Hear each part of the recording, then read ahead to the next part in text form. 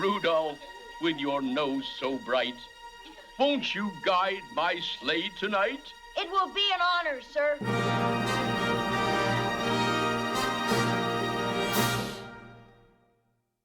Seamus and I had spent years and years and years trying to figure out, like, how can we get our hands on a Rankin Bass puppet? News came out that the Rudolph and Santa puppets had surfaced. A few people recommended us to the owner, and he approached us to see if we could preserve those puppets for him.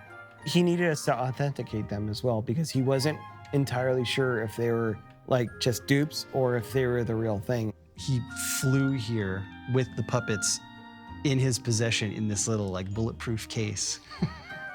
I feel like when we saw them just come out of the case, we knew then that these were the real puppets, because Yeah, well, there was a look, and when you saw their faces, you knew it right away, like the way the eyes were. the really cool moment was when Robin and Mark and I were all looking at it, and then inside of Santa's boot, there was a little lining of Japanese newspaper on the inside, and we were like, okay, yeah, these are real. Yeah. One of the most challenging aspects of the restoration was I had to dismantle the puppets. One of the interesting things we found was Rudolph had a flying rig, so there's a little hole, and he had a wooden body that couldn't bend or move. And there was a hole, so when he needed to rear up or stand up, they could put, I guess, a little kickstand in there.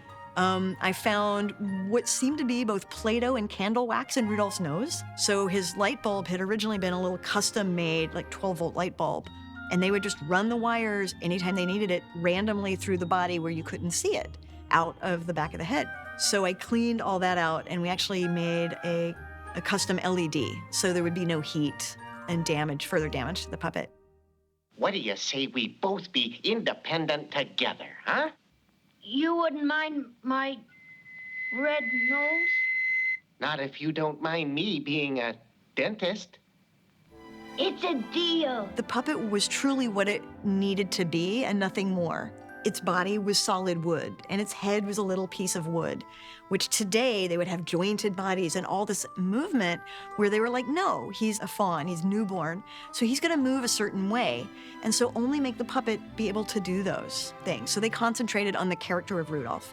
And part of that was, I think, the time and the era, and I think part of it was they just wanted this cute character, and cute is often very simple.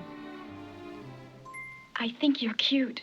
Robin pointed out when she was cleaning the severed head of Santa, it was a carved wooden head that they had carved the outside of it, cut it in half, hollowed it out, glued it back together again.